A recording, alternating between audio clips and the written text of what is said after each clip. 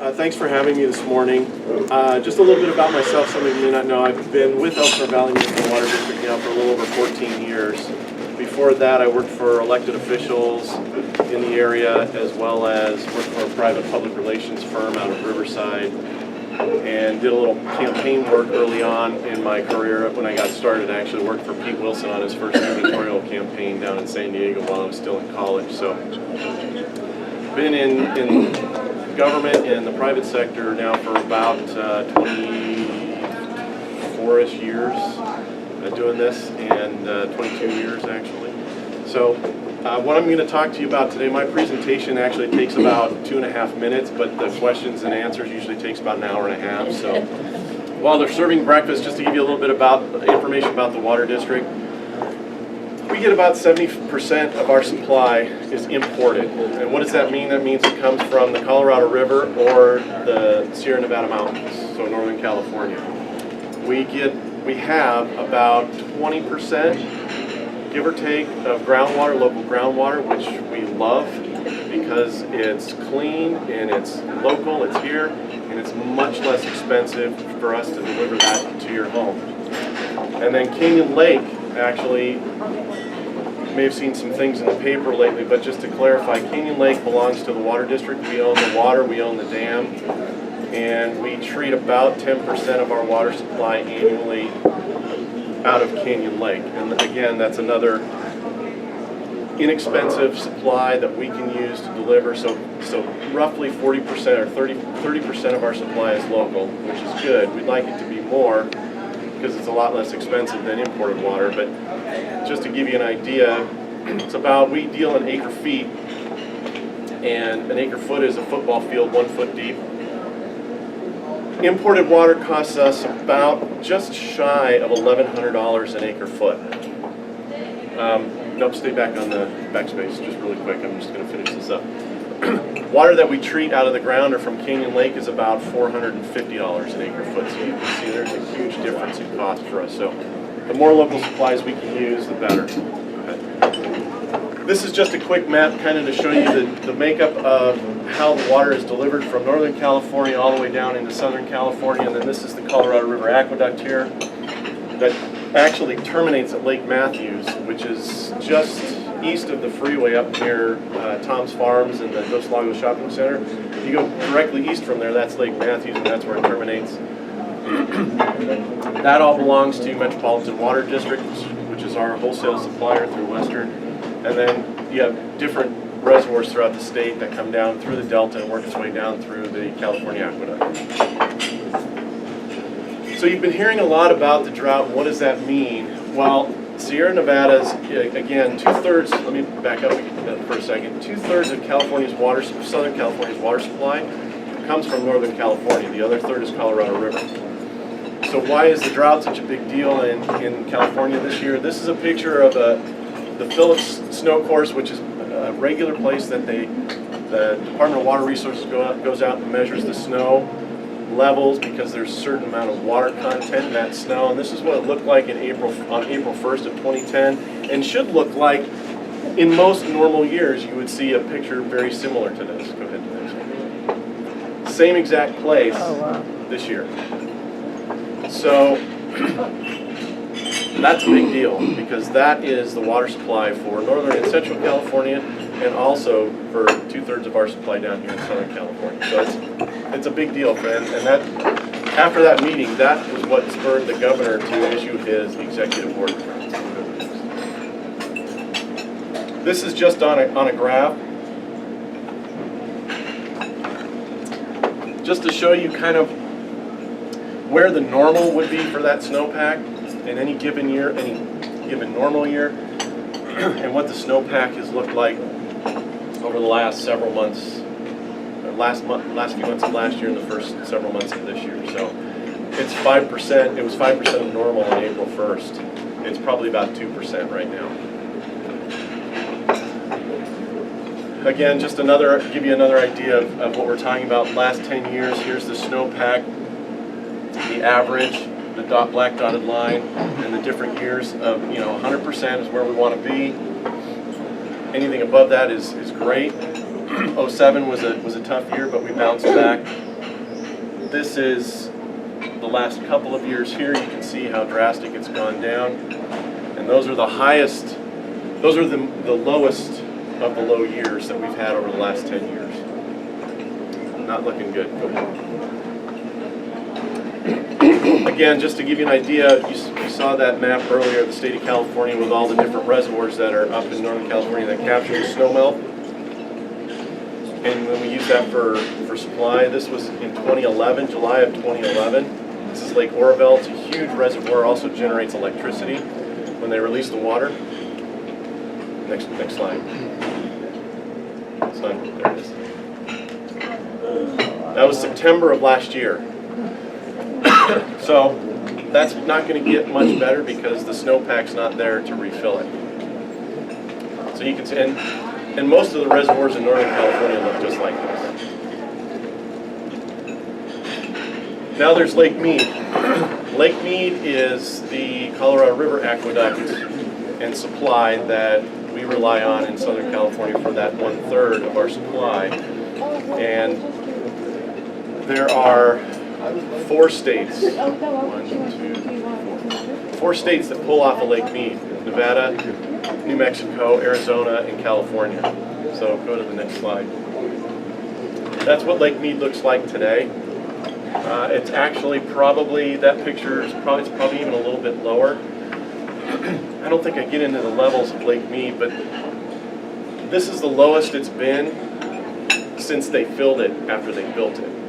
So it's doing its job, don't get me wrong. This is what these reservoirs are supposed to do. There's our supply, and they're supposed to have capacity to last through severe drought cycles. So it's very dramatic, and but it's doing what it's supposed to do.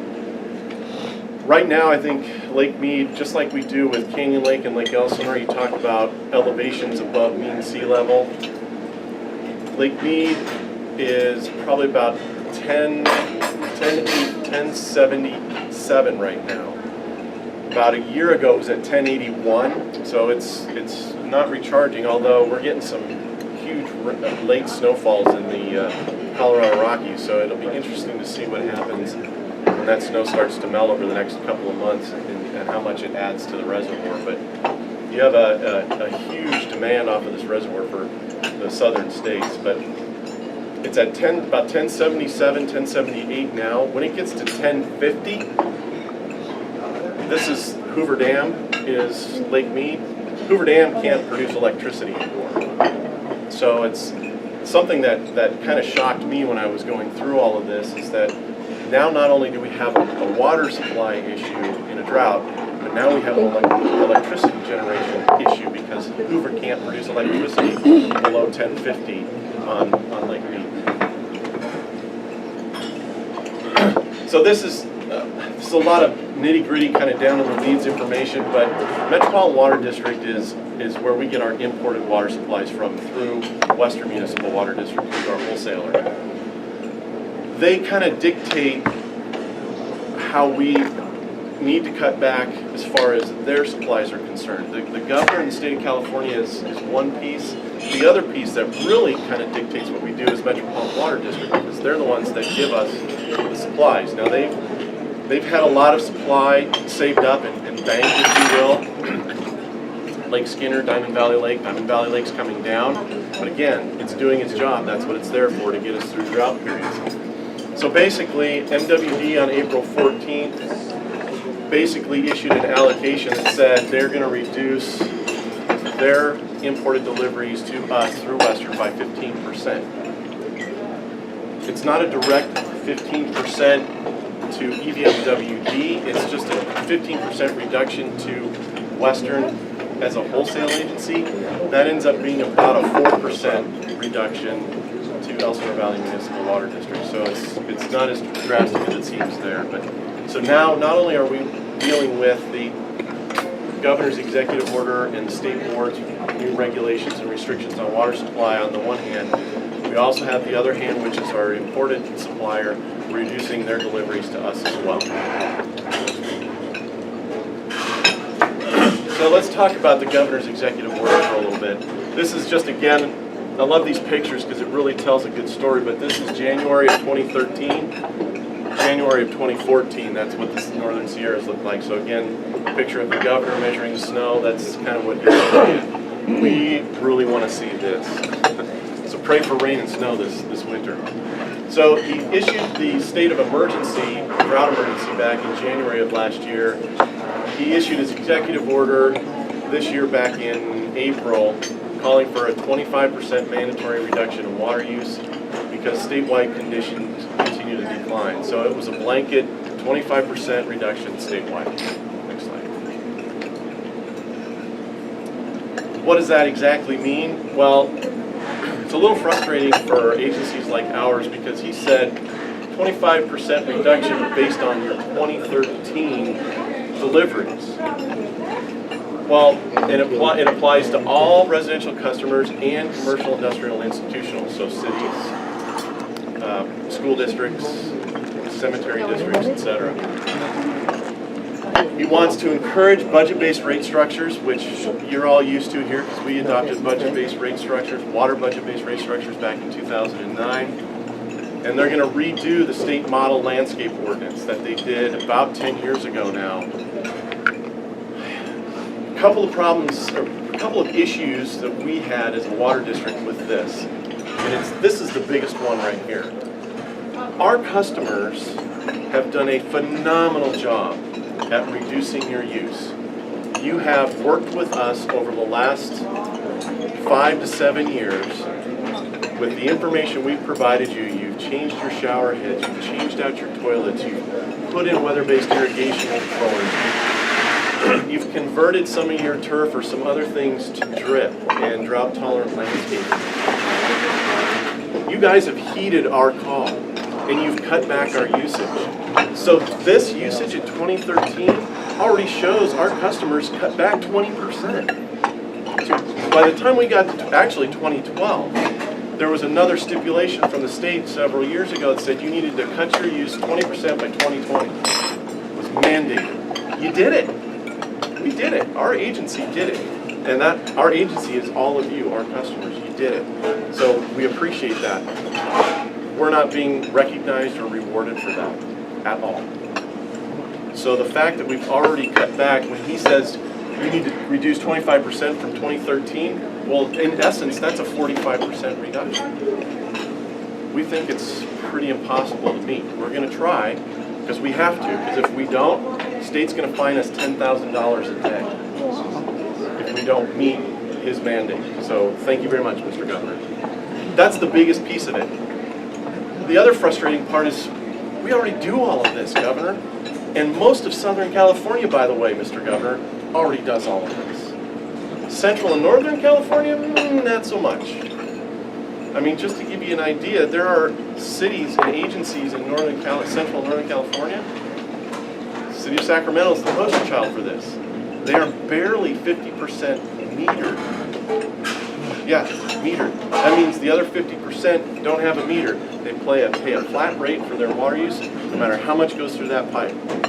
So it was a postage stamp approach that was really inappropriate, especially when you look at really all of Southern California. Most agencies already have tiers. We've had tiers for almost 30 years, the different tiers. We've had water budgets since 2009. And most agencies in Southern California have been in that same boat. We, in Southern California, actually lead the nation in water use efficiency. Yet, he put this on us down here as a blanket approach. So we, as an agency, just so you know, my board of directors and staff, we were extremely frustrated. We sent 3 different letters to the governor and to the State Water Resources Control Board that's implementing these restrictions, saying, time out. Let's give some consideration to agencies like ours that have already made leaps and bounds in water use efficiency. So, you know, budget-based rate structures don't exist really outside of Southern California. Wow. So it's you can tell I get frustrated. I'm sure my frustration's coming through right now talking to you about this, but it's disappointing to my board of directors and the staff because you guys have stepped up and he wants more. So next slide. Some of the key points to his executive order, he really wants to encourage increased funding and prioritize projects that increase increase recycled water, make reservoir improvements, build more surface water treatment plants, look at desalination plants, and it's not, this, keep in mind, when you see desalination, I want you to know something from this day going forward, it's not just ocean. When you talk about desalination plants, we can build a desalination plant because we have groundwater basins that we can't use because the salt content of that water is too high. We couldn't deliver it to your homes. You can't meet health and safety code standards. You know, and we're talking a lot of technical stuff. We talk in TDS, total dissolved solids. So the white calcium buildup you get on your shower head and your kitchen faucets, it's just mineral salts that exist in water, mostly because of our supply from the Colorado River. It's hard water in Southern California. Well, some groundwater, and that Colorado River water is about 600 parts per million. We have groundwater basins that are 1,200, 1,500 parts per million. It's great water, other than the fact that it has a lot of salt content in it. So we could build something like this and tap into groundwater that we're currently not using. So our agency is looking at doing some of those different projects locally. It's expensive. It's basically a giant reverse osmosis system that you build. And then he said, look, agencies that have been identified as high or medium groundwater basins, basically high, medium priority as far as protecting them from overdraft. So again, Mr. Governor, it's a little insulting to agencies like ours who have managed our groundwater basins effectively for decades. And what that means is you look at your groundwater basin, you do studies, we spend a lot of money on doing studies and watching our groundwater basins to know how much water goes back into them from rains and runoff and how much we can take out. So we don't want to overdraft. It's just like anything like your savings account or your checking account. You only take out what's in there. You don't want to go beyond that because then it depletes that groundwater basin. It's harder for it to recover in years when we get the rain. So we already do that. And most of what he's requiring statewide, we already do. There's a few more administrative responsibilities that we have to do now, but Mr. Governor, we do this and we've been doing it for 30 years.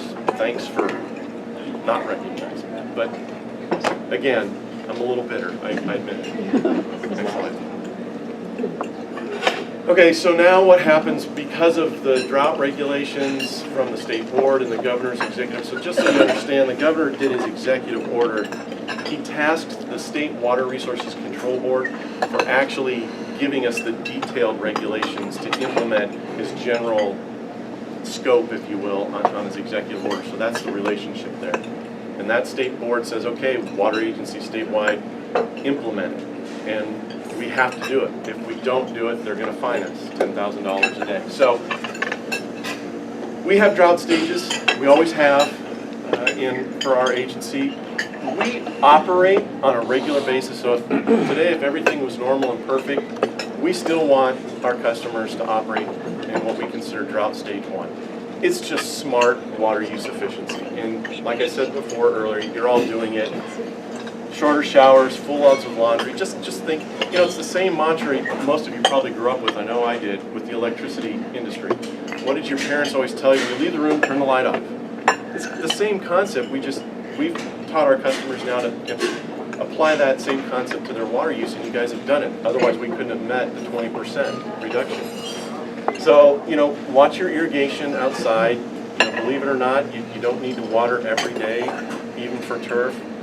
And try not to have runoff from your landscape irrigation. So if you're watering your sidewalks or your driveways, you need to stop doing that, adjust your system to make sure you prevent that. Then after the governor declared a state of emergency back in January 2014, he added a couple of additional restrictions to these up here that you were all already doing. We couldn't meet unless we declared a drought stage emergency 2. So the only reason we went to stage 2 is because the governor declared a state of emergency and said, with that state of emergency, there are a few other things you need to meet. And it was basically some of this stuff, no washing down hardscapes, obviously, don't wash down your driveways or sidewalks. The restaurants and hotel thing, you know, only serve water in restaurants if you're asked. And then the linens in hotels don't need to wash those every day. And then really to cover your pools. and I'll get into the swimming pool thing a little bit later, but covering your pool, and we're not talking, you know, fancy, expensive things. You know, the hardy or heavy-duty bubble wrap, basically, that you cut to fit, so it lays on top of your water. It reduces your evaporation almost in half. So it's a big change. That's where we were last year. Next slide. So then we skipped a stage because then the governor issued his executive order this year and then tasked the state board with coming up with additional regulations. And the biggest piece, like I said, was that 25%. Well, the state board looked at we have to report our water use sales to the state controller every year. So the state board looked at our sales back in 2013, that landmark that the governor issued, and said you need to reduce. Well, based on our sales, no account for growth whatsoever. It's, again, the state's this blanket philosophy up there without any other considerations. So we, Elsinore Valley, actually have to reduce our use by 28%. Thank you very much again, Mr. Governor. Gosh, you're just batting 1,000. So we had to do some really serious soul searching. Well, staff didn't really, our board of directors really had to do some soul searching on this, and they directed staff to say, look, guys, you got to come up with a plan. We've got to try and do this again because you've got that $10,000 a day fine hanging over our heads. So, you know, the sword of Damocles hanging over our heads with $10,000 a day. So what does that mean? Well, we've gotten pretty strict, and we've reached out to you as our customers a little bit. You're gonna get slammed with mail here in the next 5 to 6 days. So be looking in your bills, be looking in your mailboxes. We're actually going to direct mail some stuff to you to help you understand everything I'm talking about today and what that means for you right there at your home and in your house. But this says it right here. This should be a no-brainer for all of us. If we're getting rain, and I mentioned this at the council meeting a couple weeks ago when I gave a short presentation. If it rains and we have mild weather like this where it's overcast for the first half of the day, you don't need to water your outdoor landscaping for a week because it's just that the plant material doesn't require that. I know it may seem counterintuitive, but I'm telling you today, it's not going to hurt your landscape one bit if you turn those sprinklers off for an entire week. New landscapes can only be irrigated by drip irrigation. Again, for us to meet that 28%, so 28% is what's driving us to come up with all the different restrictions that we're going to be sending out. This also applies, we did a whole brand new landscape resolution that we're asking the cities to adopt, and that's been sent out to the city staff to develop ordinances, really for new development. So any new development moving forward from last Thursday night, as far as we're concerned as a water district, cannot put turf in the front yards. So basically that means no spray heads in the front yard. So any landscaping is going to be California-friendly landscaping, and if the slide's in here, you'll see the difference. It's beautiful landscaping. Please don't think rocks and cactus, because that's not what I'm talking about today. This one's a little bit of a sticky widget here, and I think we've overcome it. And again, like I said, look in your mailboxes and your bills. We'll be talking to you about it. But we said filling, refilling, or adding water to uncovered pools, that's the key word here, is going to be prohibited. So we understand you have a pool. We live in Southern California. I have a pool. I get it. We want you to cover it. Because if you cover it, it reduces your evaporation, like I said, by about 50%. It's a huge impact. They're cheap. I found it on Amazon for 80 bucks. I've got a pretty large pool. 80 bucks, it's cut to fit. And we give you a $50 rebate. So, I mean, come on, 30 bucks for a brand new pool cover. You can't beat that. So please, and that's in your little packet here. Our rebates are listed on there for you. Only water 2 times a week. And again, like I said, we're going to be reaching out to you, letting you know what 2 days a week, odd and even days. It says, right? Baseball, I can't remember. If your last digit of your house number is even, you water on Monday, Wednesdays, and if it's an odd number, it's Tuesday, Thursday, I believe. Don't quote me on that. You'll get a piece that explains that in great detail, but that's what we're asking you to do.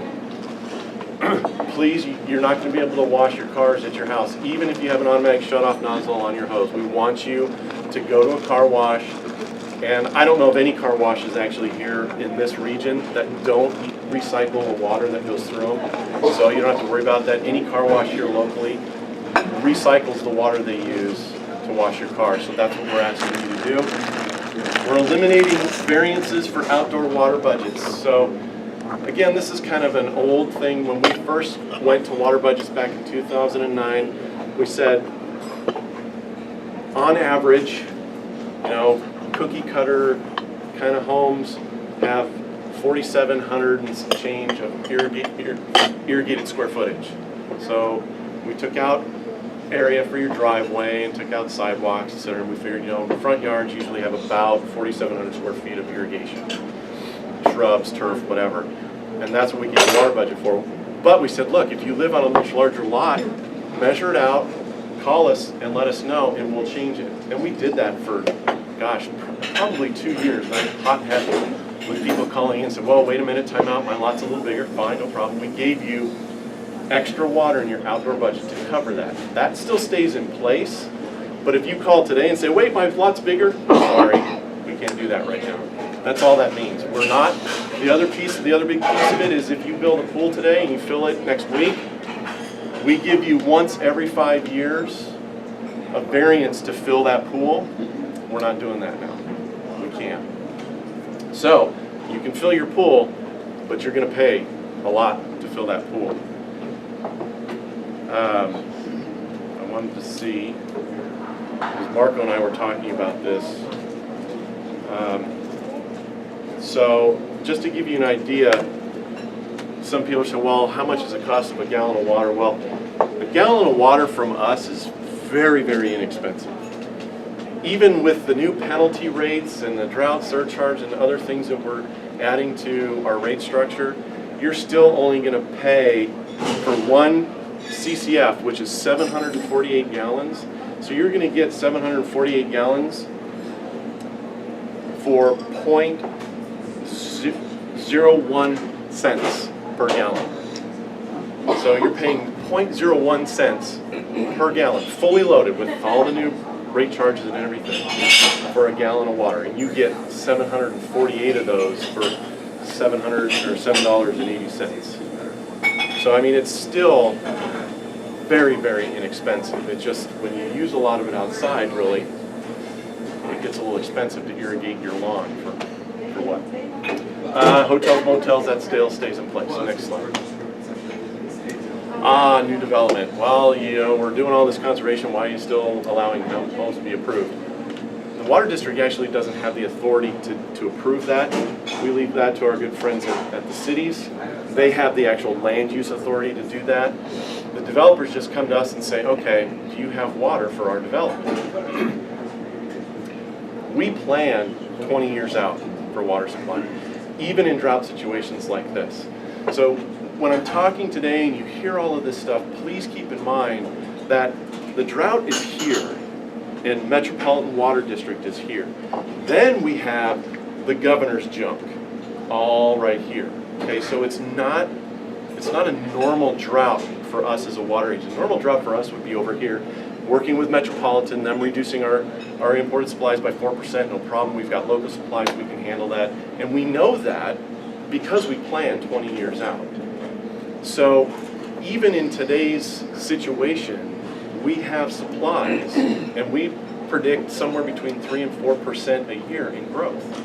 Some years it's less, some years it's more, because we're one of the few places that can still grow because we have dirt.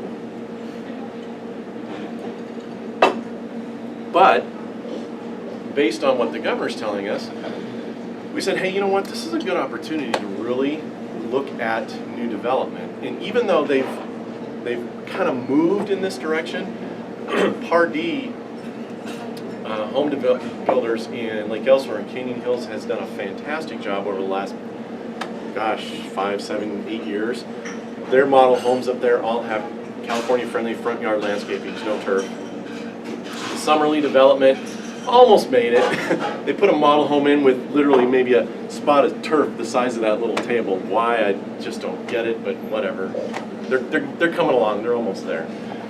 But front yards, typically, when there's turf, it's what we call non-functional. If your kids are playing on grass, it's usually in the backyard. You keep an eye on them, away from the street, etc. Fine, we're okay with that, as long as you're being efficient about irrigating the turf in the backyard. It's the front yards that it's just really for looks and it makes it street appeal.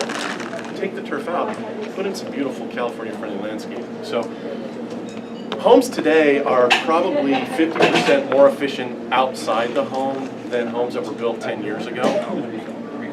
These are figures that we've gotten from EPA, the US EPA, and they're probably about 30% more efficient inside the home, unless you've made some changes inside yourselves with the shower heads, etc. We're asking them to go a little bit further and help us out. So we developed a whole new landscape resolution that we gave to the cities to help them be even more efficient when they're developing their homes, so there's less demand on the system while we're in this special drought situation, if you will, and going forward in perpetuity. So I think that pretty much covers this slide. Yeah, that covers the slide. Sometimes get going 100 miles an hour, get ahead of myself. This is just to give you an idea. I want to give people an idea, well, how much water is in Canyon Lake really for a supply? Well, we have the operating storage about 3,300 acre feet. So what that means, we have a lease agreement with the Property Owners Association, and they lease the surface rights for recreation. So we agreed to only take the water down on that lake a certain level, from 1381 down to 1372. And in that span, we have 3,300 acre feet. Remember, almost $1,100 an acre foot for imported water. That's some expensive water. But not when it comes from Canyon Lake. Like I said, $450 an acre foot to treat that water and send it to your homes. So it's a big deal for us. And to put that a little in perspective, we sell about 24,000 acre feet of water total per year. It varies 23 to 24,000 square feet. So that's a significant chunk just in that small band. Well, the reserve storage, what you talk about, there's an additional 5,600 square acre feet. If we took this is the lease level that I was talking about, 1370. If we went 1372 down to 1350, we have another 5,600 acre feet. So now we're talking, what's that? Almost 10,000 acre feet of water. That's half of our total supplies we sell in a year almost. So for us, considering in this dire situation, if the emergency called for it, remember that 28%, my board of directors would have to decide, okay, as a policy, do we break the lease? Well, we don't break it, but there's a clause in the lease that says if we go below 1372, every foot we go below 1372, it reduces the amount of lease payment they have to pay us because it reduces recreation on the lake. So it's relative. But my board of directors would have to make a policy decision to do this. But it's there, just in case. It's nice to know. And then, of course, our groundwater, like I said, we're always looking for new ways. We've actually rehabbed some old wells that weren't doing so well, and we're actually increasing our groundwater supplies that we haven't been tapping into. So that's about another 1,000 acre feet, 1,100 acre feet that we think we can get out over this next year. So that's good too. So, aha, my favorite slide. So remember, I swear this is not photoshopped. these are neighbors. We participate in a contest through Western Municipal Water District that allows our residents to convert from this, which is no longer the norm, to the new norm, California. That's all California-friendly landscape. So it's native to Southern California. That's beautiful. We have homes like that all throughout our district, and it just keeps going. You know, we've replaced over 2 million square feet of turf. Our customers have. You all have replaced over 2 million square feet in the last year. It's phenomenal, so we thank you for that. But just to give you an idea, for the guy that has to mow the lawn that I still have, it uses 50,000 gallons versus 6 in water. 670 pounds of waste per year versus 250. And this is the big one that I like. 80 hours of maintenance for that versus 15 for that. Well, numbers, we can't argue with that. That's the way to go, and it's beautiful. Next slide. This is just a quick overview. You have the card in your bag that lists all the programs that we have. Just some more pictures. You can go to the next slide. I think this is pretty much. This is just some numbers. Does it list the dollar amounts in here? It should. Yes, it does. So the card in your bag is much better than this. You don't have to remember this. All the information's on that card. Next slide. Same thing. Some of the different programs that we're doing. This is all on our website if you want to see it. This really is the end of my presentation. I really want to open it up to questions from the audience. So I think the next slide. That's commercial programs. If anybody's interested, we have those too. Next slide. That's it. So thank you very much for your time today. Happy to answer any questions. George. Yeah. Bill Taylor, the director of the farm. We've had an ongoing water conservation program up there for a number of years. Recently, our board of directors has had our maintenance crew we've removed all of our roadside grass and replaced it with gravel. We put timer faucets in all of our sinks at our pools.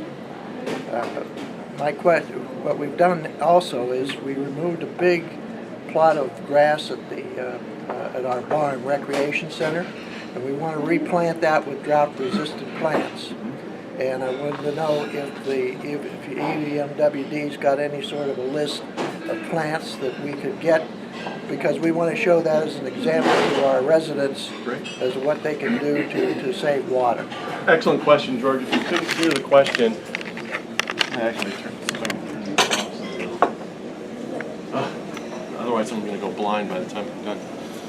The question that George asked was, is there a list of drought-tolerant plants that we have that you all can use or reference? And absolutely there is. We have full-color brochures that have the technical name for the plant and then the normal, regular, common name, common name for the plant materials.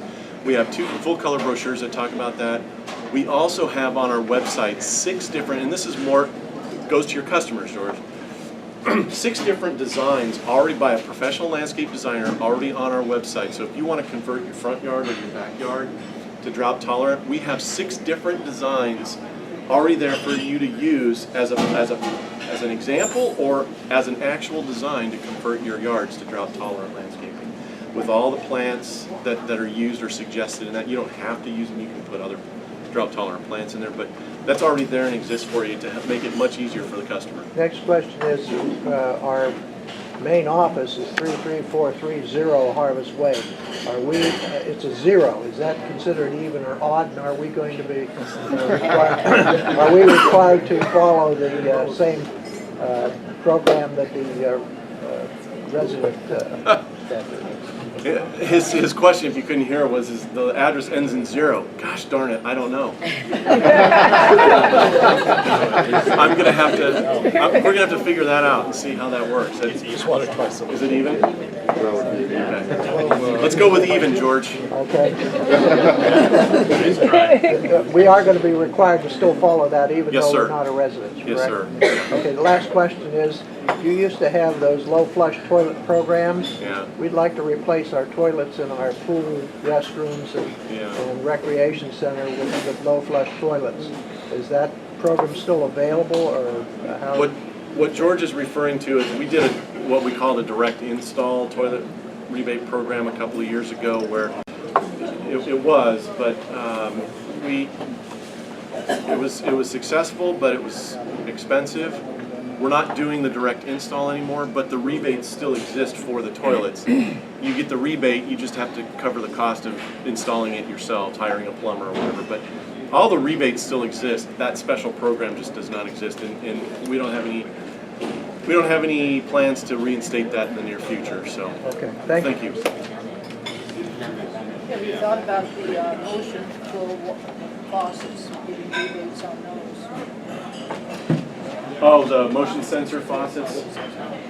No, I think that's actually become part of the universal plumbing code, so that for In the new commercial. houses there? Not for new houses, it's a commercial side. The motion sensor is not considered for home use. We usually, that's why we include the faucet aerator. I know if you have a more of a modern kitchen faucet, this might not work, but if you have the old school faucets, that works, and it has an automatic shut off right on the faucet for you to do. Yeah, Harry. Quick question. We all got our bill here, I think, recently for the water.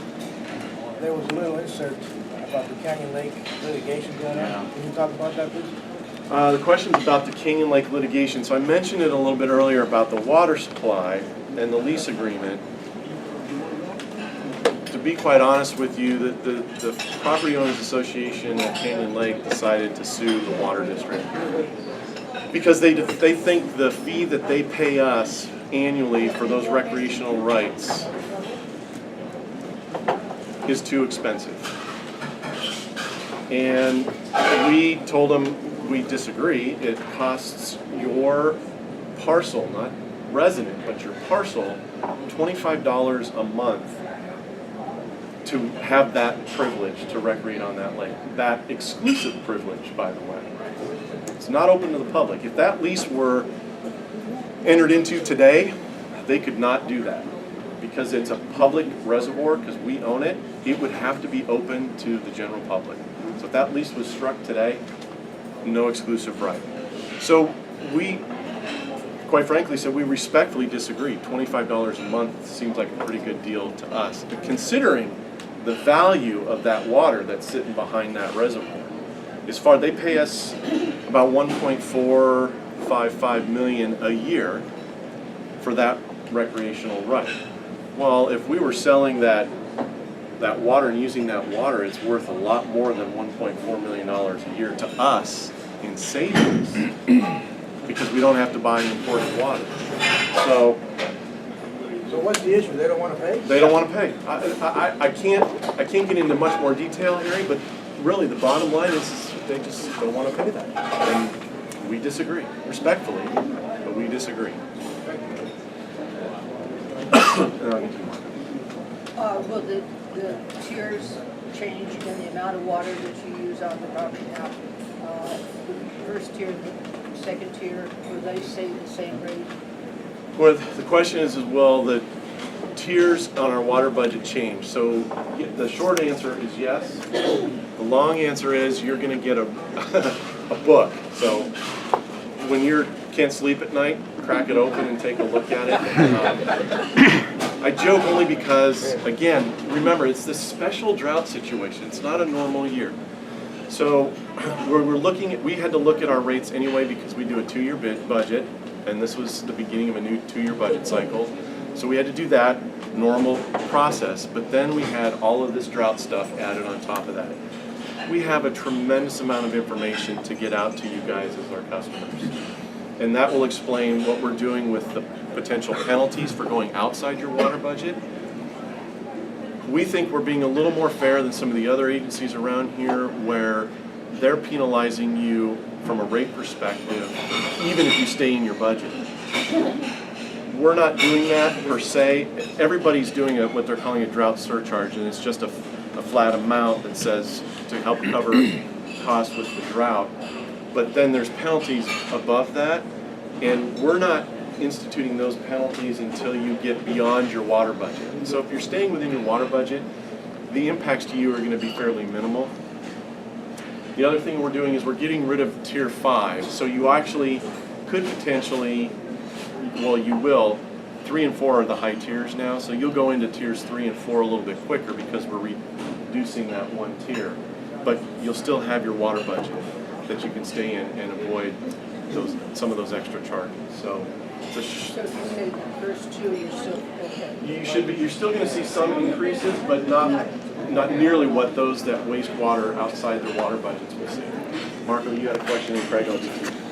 I remember last time we talked, there wasn't a decision made on agriculture and development cutbacks, and the cutbacks were specified towards mainly everyday users.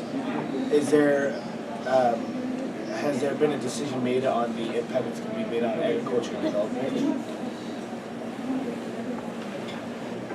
You drew a cool little graph too. My cool little graph. Yeah, like on a napkin. The question is about the cutback statewide. So when the governor talked about all these cutbacks, if you look at where the focus is on us, right, the urban users. There are figures that are out there, and they've been out there for a while. 50% of the state's water use goes to the environment. And that's a big umbrella statement, so it's, you know, to protect wetlands, it's protect the Chinook salmon, it's also to protect the Delta smelt. So 50% of that supply, of the total state supply, goes to environmental purposes. That's not being cut.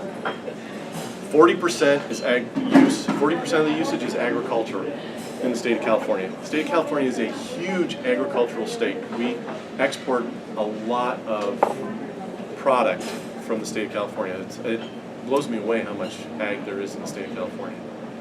They are already being cut as well, not to the degree that urban users are, but then the urban use in the state of California is 10%.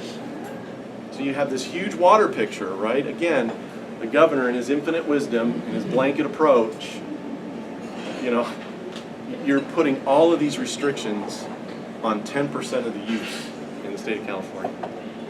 I'll let you decide if that's fair or not. So, Craig, you had a question? Savings is that? I'm sorry? How much savings is that in the big picture? Well, and that's a You're good talking point. about The return on 25% of investment, 10%. yeah, the return on investment is minuscule.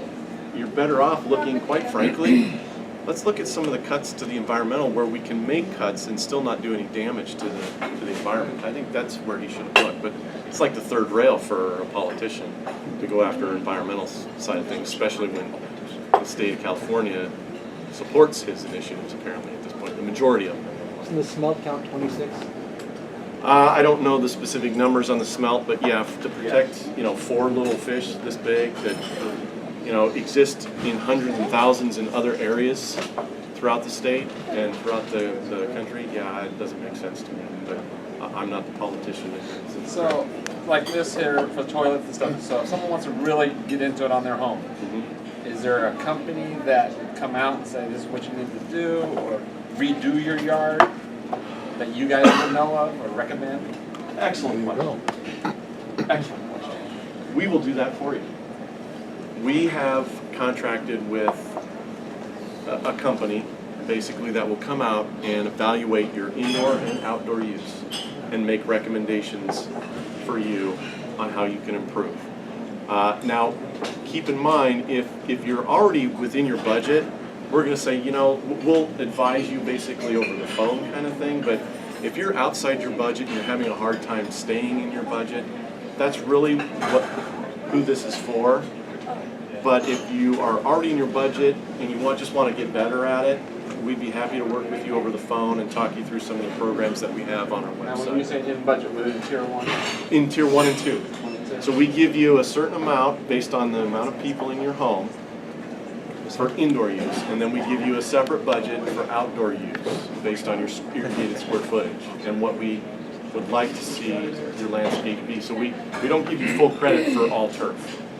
We give you a percentage for turf, a percent for shrubs, and a percent for, say, drought-tolerant plants, and that's what makes up your budget. Now, like this says toilets. Now, can you replace all toilets in each one you get a rebate on?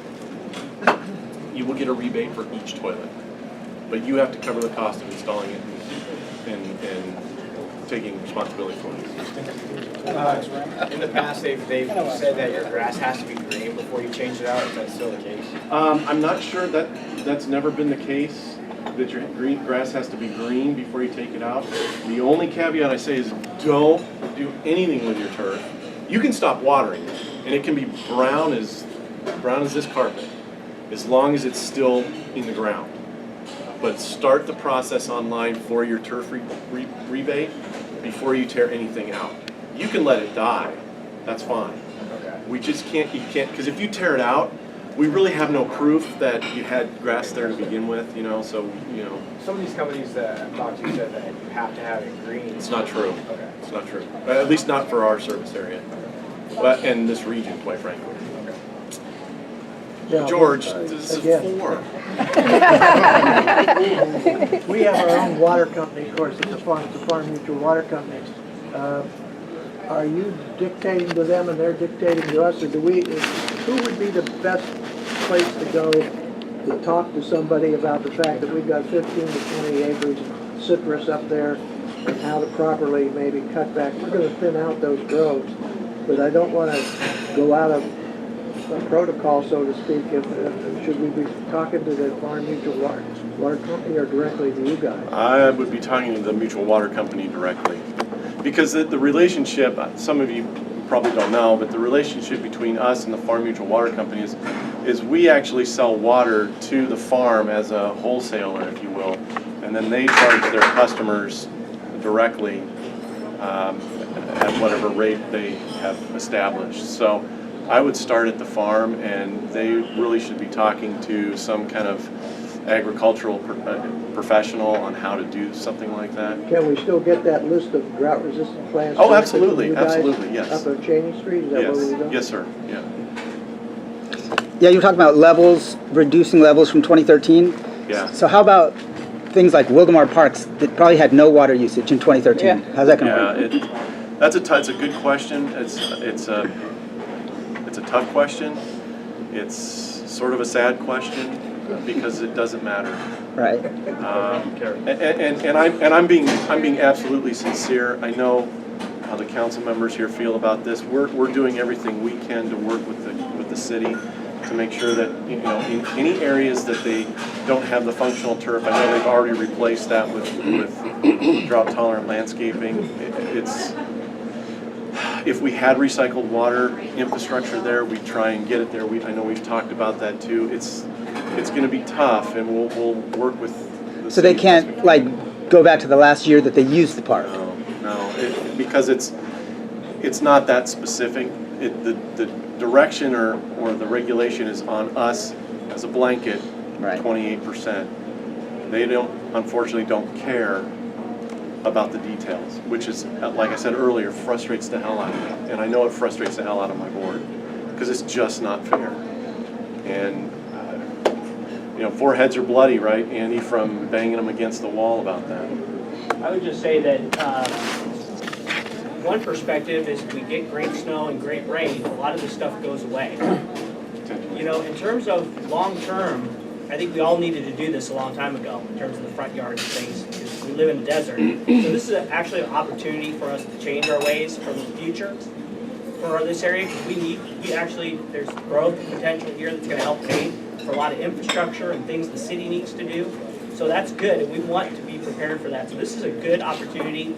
If we get the snow, we get the rain, the penalties, these drought restrictions will change. So that's a positive thing. We have the best employees in our district that are working so hard at trying to figure out all the solutions and options for our customers. I cannot believe what they've done and what they've come up with. There's going to be a lot of change on your bills. There's going to be a lot of things happening, a lot of moving parts. The most important thing is you should know you can call the district and they will talk you through all of it. There's nothing on the conservation side. We have the best conservation people, Greg and Matt and Bonnie. We're bringing on a 4th person that we've approved to go ahead and get that going. They are there to help walk anybody through it. So please use them. If you have questions about conservation, about what you can do, call and do it, because we are here to help people. Like Greg said, we're as upset as everybody, but we have to do it. So I always look at things as an opportunity, and this is a good opportunity for us to make change that, frankly, probably should have been done a long time ago. So. If the governor is prioritizing infrastructure projects, are you looking at doing a desal plant here, and will they provide funding for it? And the second part of that is, you know, the very few times that we do get rain, would it be effective from an infrastructure standpoint to put in rainwater capture systems? Excellent questions. The first question is the desal plant. We actually are looking at a desal plant right now. The study's almost complete. It's to help us determine, do we put it, without getting into the weeds, because we are under a whole bunch of regulations locally from the county as well as the state on discharge limits from our sewer treatment plant. But the study is to help us determine, do we put the desal plant on our recycled water end of our sewer treatment plant, or do we put it on our water supply side to bring down the total salts on that side? The bottom line is what comes out the back end has to have a certain level, so where does it make most sense to do that? Because if we're putting it on the sewer side, then we can try and blend that 1,100 parts per million groundwater that we're currently not using into our system, and the dilution rate dilutes that out. But you add salt to the process as you treat the sewer water, so we're looking at, we don't know where we're going to put it yet, but we will go after state funding. We're also going after federal funding to help build that. We received a low-interest loan to plan and design the desalination plant from the state already for $5.8 million. So we're actively pursuing grant money every chance we can get. So I hope that answers your first question. The second question was? Rainwater capture. Rainwater capture. That is another idea that we're working with the development community on, to start looking at when they're building homes, to start incorporating some of these other ideas. We right now have a rebate for rain barrels. So if you want to put a rain barrel on your gutter, is it on there? $75 for it. Yeah. You want to put that rain barrel at the bottom of your gutter, we give you a rebate for that rain barrel, and you can capture it. But we're talking about the development community about incorporating some of these other ideas into the actual designs of the homes, so that it's more easily retrofitted, if you will, if they want to do that kind of thing. So from a residential standpoint, absolutely yes. From our standpoint, building, like, say, a reservoir to capture that rain, that's extremely expensive, and for an agency our size and scope, it doesn't make financial sense to do that. We're better off looking at groundwater supplies. Is there any way to capture stuff coming from the storm drains and pump it and feed it into existing reservoirs? The simple answer to that question is there's a lot of junk in that runoff that we don't want to capture and put in, because the treatment cost is astronomical, because there's oils and pesticides and all the stuff that rolls off of the streets and sidewalks and things like that. It's tough. But we're not responsible for that. That's the Riverside County Water Conservation and Flood Control District that deals with the runoff, but it's not financially feasible to do something like that. Okay, and one last question. In Northern California, Contra Costa County is implementing a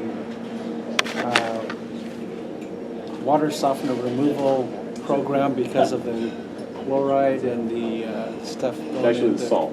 The salt going to create all that higher levels of TDS and all that, right? Right.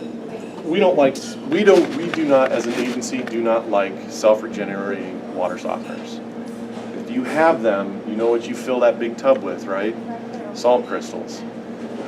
That self-regenerating water softener system uses the salt to soften your water, and then the brine solution that's left over, it flushes that into your sewer system, flushes that into your sewer lines. That comes to our sewer plant, and that is bad for our sewer treatment plant. For treatment purposes, yes, but more so for the amount of salts in our discharge then goes up because of those water softeners. We would rather see you use the service where Culligan or Rain come out and replace the tanks on a monthly or bi-monthly basis. So we don't actively go out. We've tried to introduce legislation to dictate some of those rules in the state of California, especially in Southern California, for the obvious reasons. And the water softener industry lobby is hard and has beat us up horribly, so we decided to not pursue that. But we have educated our customers in the past with outreach pieces to let them know how bad those are for our sewer treatment system, but we're not actively pursuing anything there. Can you speak about enforcement for the water wasters, what you guys have in mind? Great question. We have anywhere between 40 and 60 employees out in the field every day. our operations guys out doing regular maintenance on fire hydrants or servicing manhole covers, whatever it might be. We have about 40 to 50 employees out in the field every day. We will be giving them probably next week door hangers, and there's a new app. It's called iEfficient. So if you go to your app store, and it's just the letter I, just like iPod or iPhone, Efficient, and it's GPS enabled. So our employees will also have that app on their phone, and if they see water waste, they will mark the door hanger if they can and hang it on the door, and then take a picture using that iEfficient app. That goes directly to our customer service department, and we follow up on it. You're going to get 2 warnings for the same violation. On the third one, watch out, $200. So if you're spraying your driveway with your sprinklers instead of your lawn or your whatever vegetation you have, that's a violation.